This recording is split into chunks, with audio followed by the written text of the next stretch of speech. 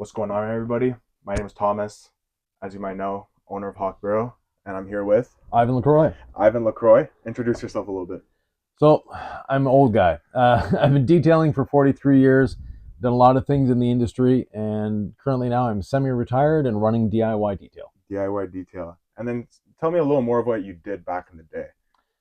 So I've done a lot of different things in this industry. I used to work for Porter Cable, so the Porter Cable polisher. It's my fault. I'm sorry. Uh, my wife and I had franchise operations, so we had 26 locations, all detailing.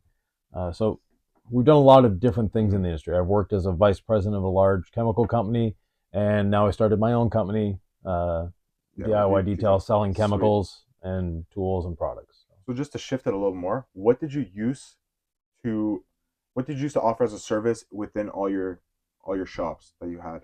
Everything except mechanical. Everything except mechanical. So we did PDR, we did film, tint, coatings, obviously, detailing, car wash. So everything from a basic hand car wash all the way up to full paint restorations. Okay. We also had body shops. So we had, full on, we would repaint cars as well. Okay. Yeah. So you definitely know how to present yourself in front of people Yes. in a very likely manner, building a brand for yourself to be able to scale 26 shops, Exactly. fully working and such, because that's the hardest part. The hardest part is getting yourself in front of people. Exactly. Yeah. So what did you? I have a couple of questions. Yeah. But Go ahead. Yeah. but what did you do really to set your social presence to separate yourself from your competition? So when we were building our shops, social media wasn't a thing. Mm-hmm. Early 2000s. The way we got out there is physical presence. So going to our base clientele was dealerships. So going to the dealerships and explaining to them the value that we brought. A lot of people are afraid to work for dealerships because they think they're stealerships. Completely wrong. Well, don't they sorry to cut you off, but don't they underpay a lot? No. Because I've heard from detailers that I've worked with, Right, that they lose a lot of money with working with dealerships because the jobs that they get, they do it for them, but then they have to sell it for even higher. right. Because the dealership, when you're dealing with dealerships, they want three things. They want service, they want quality, and they want price. Mm-hmm. If you bring service and quality, they don't care about the price. If you only bring quality and price, they don't care about the service, et cetera, et cetera. Mm-hmm. With the dealerships, the way we worked was a triage system. So if it's a used car that's just being reconned, that's at the bottom of the scale. If it's a car that's being sold, if they told us we have to have it by 3 o'clock this afternoon, it'd be in their driveway ready to go at 2:30. There you go. And where a lot of detailers have a problem with dealerships, and it's not the dealership's problem, it's the detailer's problem, is that they're not ready to serve the dealership when the dealership needs it. If we were booked out 4 hours, that's when we hired people. Not 4 days, not 4 weeks, 4 hours. So if we were booked out 4 hours, we would hire, which means that we were able to get the job done the same day. Mm-hmm. And with the dealerships, we guaranteed on their used recons a 24-hour turnaround time. And if they had a new car or a car that they were showing, they just had to tell us this is the time, and they'd have it back. Okay. So do you think working with dealerships is more beneficial because you know that you will get clients coming in instead of working by yourself and then putting yourself out on social media, not knowing when your next client's going to come, if they only rely on referrals? If they only rely on referrals, yeah. So the way I look at it, dealerships, you only have to sell them once. Mm-hmm. Yeah. Once they're sold, they're customers as long as you keep maintaining them. Whereas retail, every retail job is a new sales job. Mm-hmm. And a lot of detailers, or most detailers, they're great at polishing paint. They're great at detailing cars. You go to something like Mobile Tech Expo in Florida or Southern Detailers Conference, which is coming up soon. You go there and there's classes for all sorts of different things. Mm-hmm. And luckily, the industry is changing. 20 years ago, I would go to teach at those things, and I'd be talking about business, and I'd have 10 people in the room. Mm-hmm. The room next door was like the 9 stages of jeweling paint, standing room only. Now it's the other way around. So you go to those conferences, now you're talking business, the room is full. You're talking about how to be a better detailer, Yeah, there's less people in the room. Oh, but there you go. So do you think with building a brand, Yeah, you should be selling yourself, but not selling the actual service? Because at the end of the day, they don't care what the price is. It all depends on what kind of quality is right. brought. Yeah. So setting yourself, that was one of my questions. It was, how do you differentiate your service from your competition? So do you think to differentiate yourself is to build a brand around yourself and how you are perceived on the internet? Well, to build a brand, not necessarily around yourself, but Mm-hmm. around your business. Yeah. So if you're wanting to scale, if you're wanting to grow your business, you're going to run out of you eventually. Mm-hmm. So you need the brand to be the face. You can be the face of your company. Definitely you need to be in the beginning. But an example, you know, Thomas's mobile detailing Yeah. isn't as good as Ottawa's best mobile detailing Mm-hmm. because you can't sell Thomas's mobile detailing unless the person buying it is named Thomas. Okay. But if it's Ottawa's best mobile detailing, then hey, Ottawa, great. Anyone that's in the Ottawa area can buy it, can run it. So people should be coming to Ottawa's Best Detailing instead of coming to, let's say, if Thomas did run Ottawa's Best Yeah, Detailing, they should be going to Ottawa's Best Detailing, not to Thomas. right. The brand that you build around your business is extremely important. Branding is the new, you could be the worst detailer in the world. If you have a better brand, you're going to last longer than the guy that is the best detailer that's ever existed. But if he can't sell himself, he can't brand himself, he's not going to go anywhere. That's very true. And a lot of detailers, especially in the beginning, if you go on Facebook, if you go on detailing groups and stuff like that, everyone is trying to outcompete everyone to be the best detailer. Mm-hmm. No one worries about being the best entrepreneur. Yeah. And it's the best entrepreneur that always wins. Mm-hmm. And part of being an entrepreneur is branding, is marketing, is sales, is also customer service. And that's another excuse me, another area where detailers fall short a lot of the times. They're great at what they do. They can polish, they can clean, they can coat. Do they answer their phone? That's the thing, Yeah. right? A lot of detailers, they they really like the actual idea of putting ads in front of their ideal client, but they hate picking up the phone and replying to them once they do come in, right? Right. Because when they come in, the lead's only hot. The speed to lead is key. Yeah. It's only hot for, let's say, around 5 minutes. Yeah. But then it comes in because every time, because I actually have one detailer that I call all his leads for him, Right. and whenever I pick up the phone for him, let's say if I'm like, I don't know, doing something and I don't get back on my phone in like 20 minutes, Yeah. the chance of them answering is Zero. little to none, Yeah. right? But when I pick up the phone in, let's say, 3 minutes or less within they come in, it's booked. Yeah, exactly. Crazy. Yeah. So do you think that actually using Facebook ads, what do you think is a better place to place yourself? Facebook, Instagram, or Google? Because Google, you're competing for that number one spot.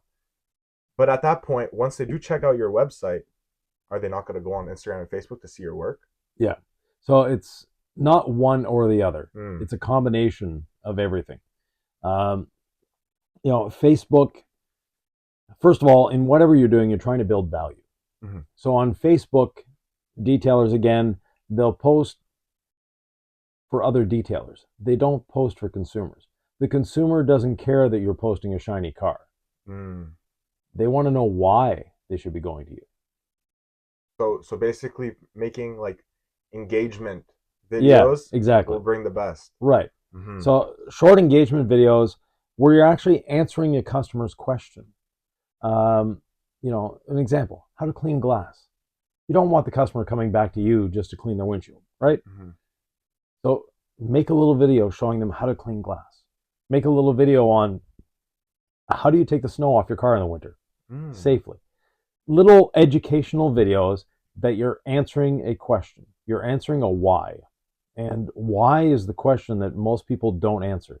They'll answer how much, they'll answer when, Yeah. they'll answer everything else. They don't answer why. Mm-hmm. Why do you need your car detailed? Why do you need a ceramic coating? Why should I do this? Why should I do that? Answer a why. So anytime you do a video, simply think of why. Why am I doing this video? Okay, sounds good.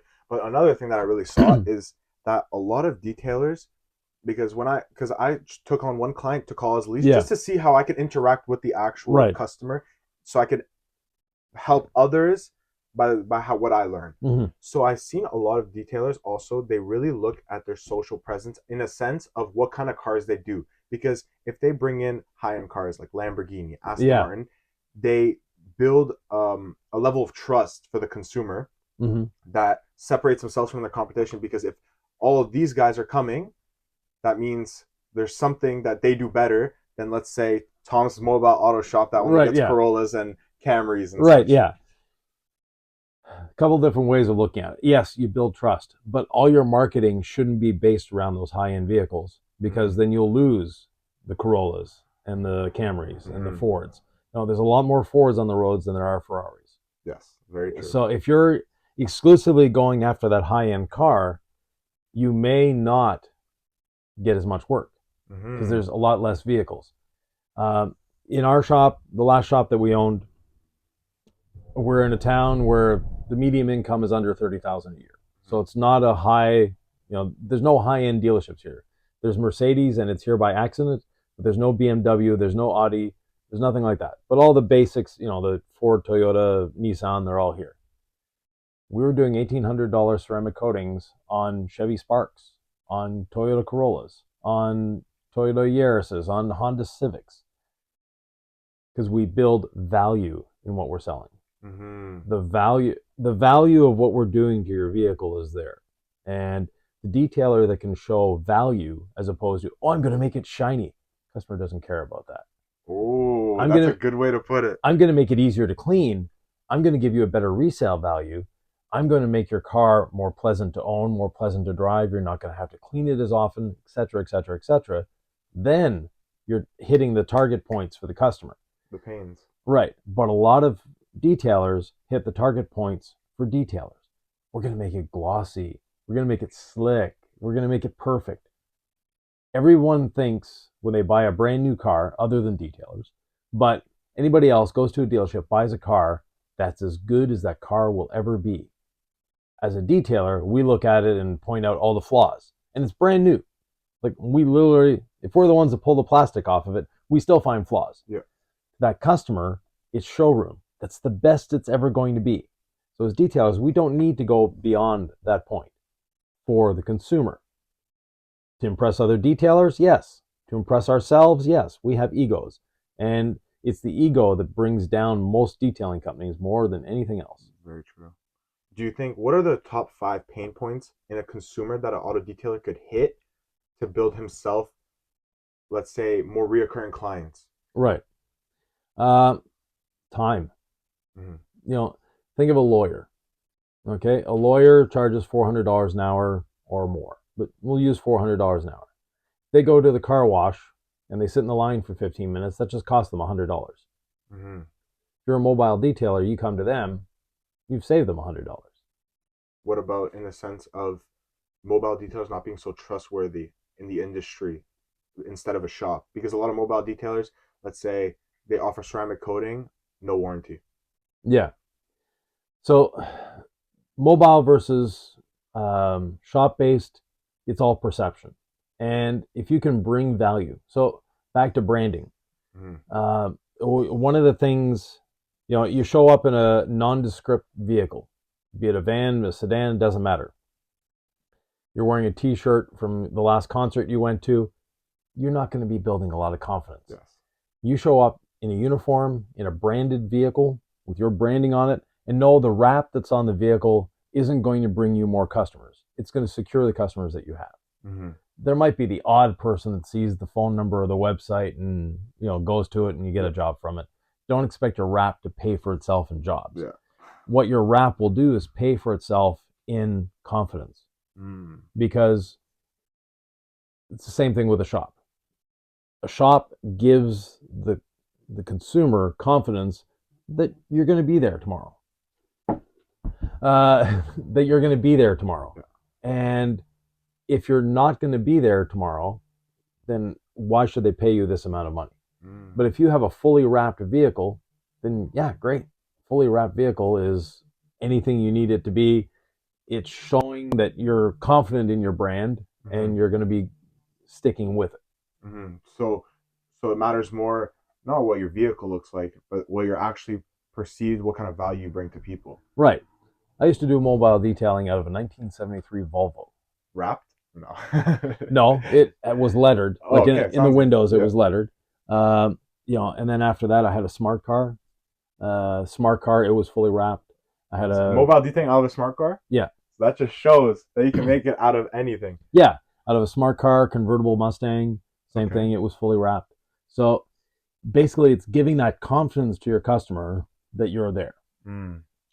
Um, what was the 5 questions again? Oh, five pain points to Five hit. pain points. Yeah. Yeah. So branding is one pain point. The other is reachability. Do you answer your phone? Mm-hmm. It's as simple as that. Uh, I call detailers all the time, and if I get a voicemail, because a lot of them don't have their voicemail box set up, or the voicemail box you're trying to contact is It's full. full. Yeah, exactly. So you've been there.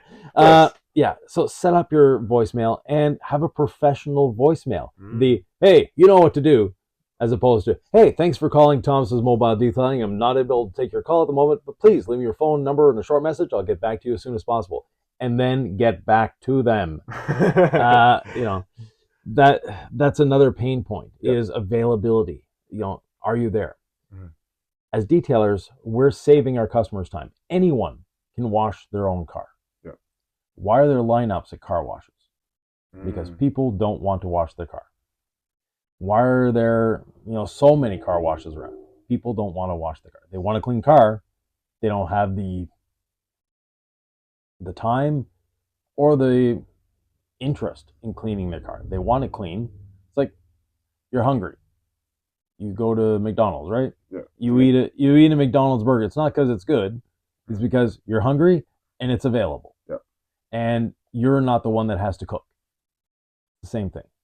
So with detailing, we're offering a luxury service. We're a premium. We shouldn't be competing with the car wash. It's a completely different arena. Mm. Car washing is like fast food, whereas detailing is a good restaurant. Mm. And is ceramic coating the 5-star? Yeah, exactly. And ceramic coating is offering things that no one else can offer. Especially if you're in a small town, you're the only one doing ceramic coating. You're a leg up against everyone else. So ceramic coatings have really changed this industry a lot. 20 years ago, before ceramic coating started becoming popular, the best we could do was polish the car and wax it. Mm-hmm. And that was, maybe a $250, $300 job. Ceramic coatings came along, and now it's a $1,500, a $2,000 job in the same amount of time. Mm-hmm. So the detailers, a lot of them, like I said, more and more are becoming entrepreneurs because of they're actually making money. High ticket services. Yeah, higher ticket services. They're making money. With that money, they're starting to learn. They're starting to be better. Excuse me. Okay. They're starting to be better business owners, better entrepreneurs. Therefore, they're growing. They're scaling. They're doing all the things that, as a business owner, you should be doing. And what are your thoughts on detailers not outsourcing it to somebody else to do it for them if they could do it for them instead of them keeping it in-house and having everything on their plate? So in our shops, we did everything other than mechanical. Yeah. We didn't install PPF. We didn't install tint. We didn't do PDR.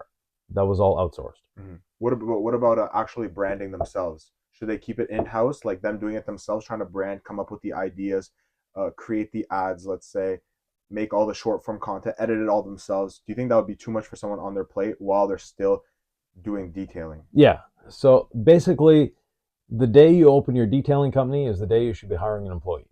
Yep. That way, as the owner, you can concentrate on running the business, not being the business. A lot of detailers, the best thing they could ever do is fire themselves as a detailer and hire themselves as a business owner. Hire someone else to do the detailing and teach your employees how to do everything. It's not true that they're going to run away and start and be your competition. Yeah. It just doesn't happen if you treat them right. Mm-hmm. And by treating them right, it's not only paying them well, that's part of it, but also respecting them and giving them the tools and resources they need to do a good job. Mm-hmm. What about detailers not trusting an employee to do all the high ticket work for them, such as like ceramic coating, paint correction, all of that, or even PPF? Right. What are your thoughts on that? Because I've spoke with a lot that really want to start get out of their business a little bit, become Yeah. instead of being a self-paid employee, Right. then become an actual entrepreneur by hiring somebody. Right. That all comes down to education. Mm. And as a business owner, you should want your employees to be better than you are in anything you do. But you have to give them the tools to do that. One of the things that I always hate is I teach. I go to detailing shops all around the world. And there are some shops you walk in, it's pure. There's like 3 bottles, 3 or 4 bottles of chemical, and that's about it. Mm. And they do a wonderful job. There's other places where they have this shelf that's just full of crap. And as an employee, if you're told, hey, wax the car, well, if they only have 1 bottle of wax to choose from, it's very easy. Now, if they have 18 bottles of wax to choose from, it makes their life difficult. Mm. The employee is not going to do the right job every time, because if you haven't given them all the information, like wax it with bottle number 16 out of 18, then if you just say wax it and they pick up the wax that you were thinking was going to be another wax, then you have an issue. Mm-hmm. So employees, part of being a business owner is having good, solid, standard operating procedures. Mm-hmm. Basically, your SOPs, your standing operating procedures, should be written in a way that you can take someone off the street that's never washed a car, that's never been in your shop, and they can follow the instructions on the SOP and get the job done. So do you think you should put everything, because as a business owner as well, I Yeah. make everything third grade level. Whenever I text Yeah, somebody, exactly. it's third grade. Whenever I make an ad, it's third grade reading levels. Yeah, Do exactly. you think you should make this SOPs third grade level for your employees, in a sense of quite literally putting a sticker on the bottle number 18, writing it on a piece of paper? Yes. You do this, grab bottle number 18, then do this, grab bottle number 16. Right. So for washing a car, a good SOP should be at least 20 pages long. Mm-hmm. And that's just washing a car. Yeah. Because you have to answer every possible question when you're writing an SOP. And yes, doing it to a third grade reading level, that's perfect. Basically, a 10-year-old should be able to pick up your SOP and run with it. Yes. But I've seen some people, their washing SOP is shorter than your list of questions there. And it's wash the car. No, that's not it. It's how much water do you put in the bucket? Do you put your wash media in before or after you fill the water? How much of it do you put in? Are you using soap or use a rinseless wash?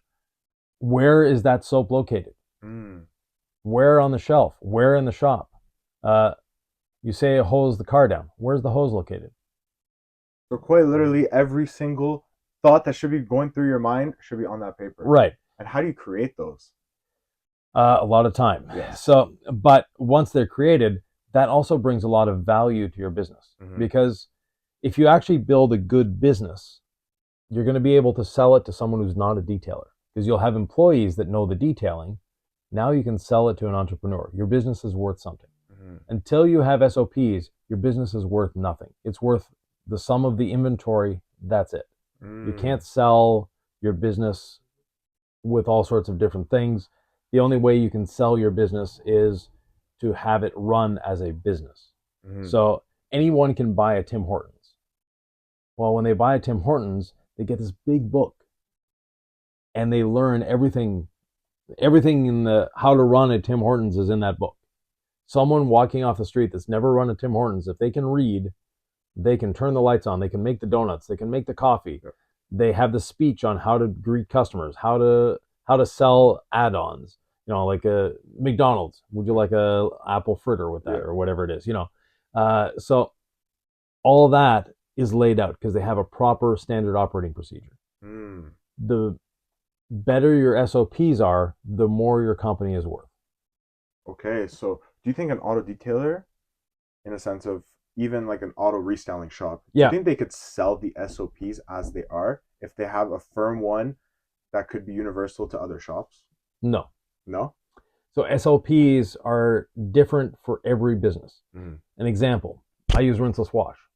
Someone that uses a soap, my SOP now is completely useless. And the SOPs, the way I've always written them, is not only a written format, but a flow chart and also pictures. So the pictures, take the rinseless wash off the shelf. Well, there's a picture of the shelf with the rinseless wash circled. That's where you get it, and that's where it should be. Here's a picture of the shop. This is where you'll find the bucket, and the bucket is always returned to that spot. This is where you find the hose. So in your shop, if you're doing something differently than the next guy, different chemical, different placement for different things, then no. My SOP is useless for you. So SOP is a very big part. Yeah. A lot of shops don't have that. No. And then that's when it goes crazy. Right. Unless they're self-employed and they just know it themselves. But even then, do you think you should make an SOP even if you have one employee? Even if you have 0 employees. Oh, okay. So some of my coaching customers, they have some of the best SOPs you'll find in the industry, and they have no intention of ever having an employee. It helped them increase their efficiency, their quality, and their productivity. Wow. Because now, by having the SOP, someone that, let's say interior detailing, that's where the SOP becomes even more important. Sometimes they start at the driver's seat. Sometimes they start in the trunk. Sometimes they start in the passenger seat. It's all over the place. They have to think as they're doing it because now it's not standardized. But if you always start in the same spot, go in the same direction, you're not going to miss things. Your quality is going to go up. Your efficiency is going to go up. And you're going to do a better job. Mm-hmm. So do you think that's a good way of actually branding yourself as well, is showing your SOPs to customers about your procedures, or should you only purely hit pain points? Just pain points. A lot of detailers overthink the selling. They try to educate their customers. We don't need to educate our customers. The only thing they need to be educated on is, this is why you should be dealing with me. Not, oh, look at your car, there's this. And you go to a restaurant, you order a steak. Do you care what knife they cut it with? Do you care what farm the cow was raised on? Absolutely not. No. You want a good steak in your plate. So that's it. Sell the destination, not the trip. Yeah. Sell the sizzle, not the steak. There you go. So it's the same thing for detailers. They go into it way too much depth and they just lose the customer. The customer doesn't care. What are you going to do to my car? It's going to be shiny? Yes. It's going to clean itself when it rains? Yes. Great. Thank you. I'm done. What about detailers that try to educate their customer on the product they use? No. Because you've probably seen that a lot. Yeah, exactly. Yeah. Your customer doesn't care what brand of ceramic coating you're using. Yes. Your customer doesn't care what brand of soap you're using. Your customer doesn't care that you use Will Woolies instead of a Easy Speedy brush. It doesn't matter. They want a clean vehicle. Yeah. If they wanted all the details, they could go to YouTube and figure it out and do it themselves. They just want it done. They don't care how it's done. They want the finished result. So what are your thoughts on actually SEO in general in Google? Because I see a lot of detailers, they have a very big struggle because they set it up themselves. And then what happens? Their whole ad budget gets burnt. And they basically burn their money. Right. So SEO is one of the most important things you can do. And it's not just in setting up your website. SEO is a continual revolving wheel. It's always improving. It always needs to be tweaked. It's not something that you set up day one and, hey, I'm done. Forget it. It's not like a sign outside on the building. A sign outside on the building, as long as it lights up at night, you're good. That's like a Google ad. A Google ad's a sign on the building, but SEO is like building a building. Yeah, exactly. And SEO is constantly evolving. It's constantly changing. The algorithms they're moving targets. And a good SEO company will know what that target is and figure it out. One thing that a lot of people screw up on SEO, and this is, search engine optimization, right? And the ranking that you're getting on Google is determined a lot by your SEO, first of all. But secondly, it's all the little things in the background. Like, are you meta tagging your photos? If you're not, you're losing that possibility of ranking there. Google, when someone searches something, and let's say on your website you happen to take the description of the ceramic coating of the company their ceramic coating you're using, and you copy it word for word. SEO, now Google goes, oh, there's plagiarism there. I recognize this phrase. I've seen it somewhere before. Google will go to, okay, I saw it in this website. Oh, well, one of you is plagiarizing. I don't care which one of you is. I'm knocking both of you down. Wow. So it's things like that. So copywriting is part of SEO, Mm-hmm. and making sure that on your website you've written everything. You know that there's nothing else like that out on Google. Yep. Well, once a month, search again. Mm. Because if someone copied your website, it's putting you down as much as it's putting them down. Yeah. What about how do you stay on top of the latest trends, latest social media trends to help scale your business? Because Hire what? someone that knows what they're doing. But besides that, like, do you think like when TikTok came out, I speak with a lot of digital marketers and Yeah, such, and when TikTok came out, that was the biggest keyword on the market. Right now, it's TikTok, still kind yeah, of TikTok and AI, yeah, but AI is kind of it's a hit or miss. AI, especially yeah. for detailers, they don't really see that much interest. No, no. Basically, you need to have a branded TikTok, YouTube, Instagram, Facebook, all of that together. Mm-hmm. And it's very easy. You post something on TikTok. You can take that same video, post it on Oh, Instagram, post it as a Facebook reel, and post it as a short on YouTube. YouTube. There's one detailer that I forget where he's out of, but out of British Columbia. He has, excuse me, Okay. he has 150,000 followers on or subscribers on YouTube. He only has 3 videos. Wow. All the rest are shorts. Hmm. Well, that's So very big because everyone's attention time span is going like this. you're right. So, but then making videos is going like this because it's a lot easier. Yeah, but YouTube is Google. Yeah. So Google is YouTube. You need a YouTube presence, or you don't need one, but to enhance your Google presence, if you have a YouTube presence, that's great. That's going Mm. to help the two. And you're not after, you don't need 100,000 subscribers, but those videos are also something you can embed into your website. So again, Google recognizes a YouTube video on the website and goes, hey, that's me. I Yeah. like that. Uh, so it's doing that. It's putting all of this chain together. And if you have one weak link, you might have a good chain, but it's not going to be very strong. Mhm. Whereas if you have your TikTok, your Facebook Reels, your Instagram Reels, and your YouTube all set up, all posted, and all consistent, then you're going to be good. And sometimes a video will hit on TikTok, you'll get 1 million views. That exact same video on Facebook might get Well, might get 100 views. yeah. So what about people that just forget about all the how to brand themselves, how to hit all the pain points of the customer and everything? They just go straight to Facebook ads, straight to Instagram ads, and very much so discount their service just Yeah, to get the most amount of clients. right. The The race to the bottom. The yeah, race to the the bottom. race to the bottom. Worst thing that's ever happened to this industry, and it's I've been in the industry 40 years or 43 years now, and I've seen it for 43 years. Every spring, someone says, "I'm going to start a detailing business." Mm-hmm. These guys are charging $100 an hour. I'm going to do it for 30. Mm-hmm. Guess what? By July or August, they're out of business Yeah. because what a lot of people don't do is calculate their hourly cost. So, what does it cost you to be in business? And a lot of people don't realize that you go to a garage, have your car worked on. How Mm-hmm. much do they charge per hour? Who knows? 120, 150. So Yeah. somewhere in there. Yeah, it depends on the job. Yeah.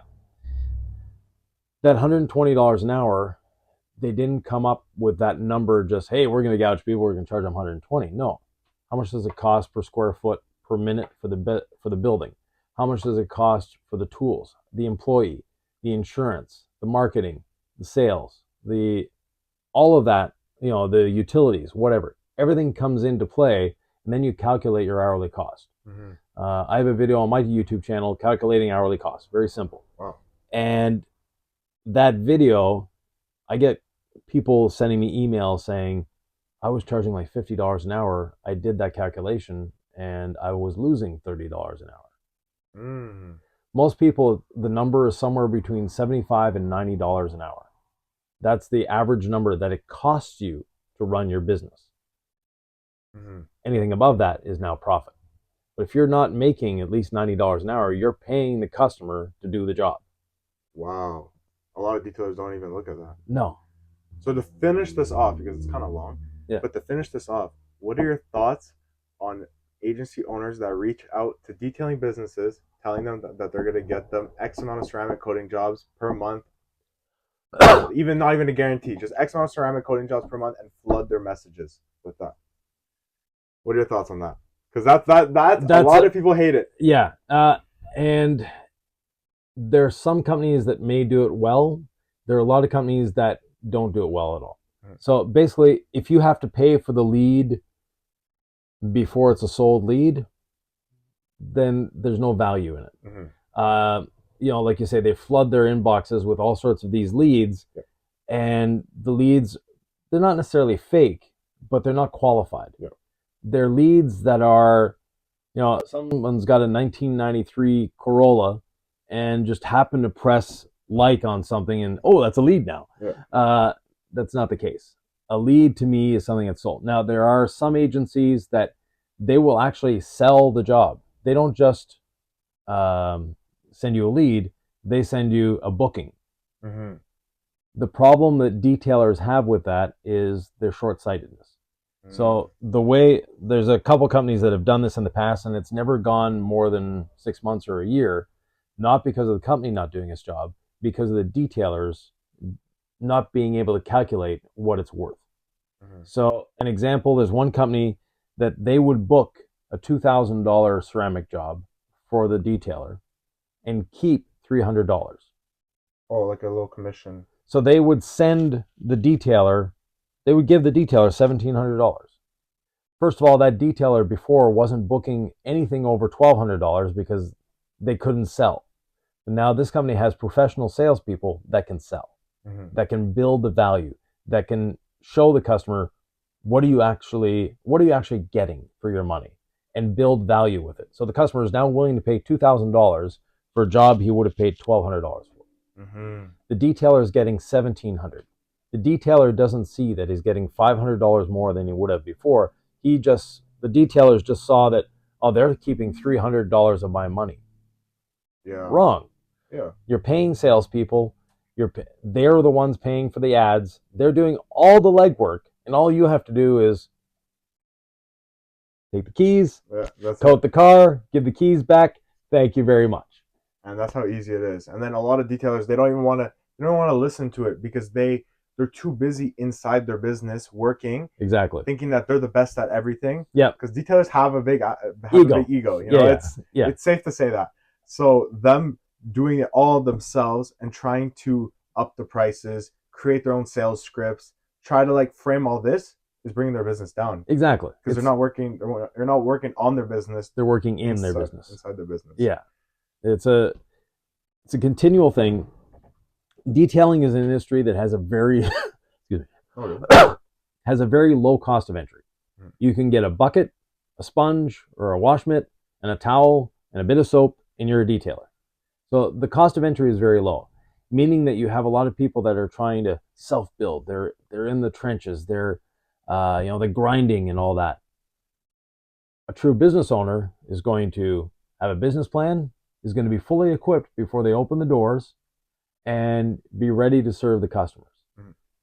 That building from nothing up to something, and it's that something that is usually the stopping point because they're stuck back here. Mm-hmm. And they've grown to this plateau, and they'll stay there until they can pull themselves out of the business and now be up here waiting for the business to catch up. Yeah.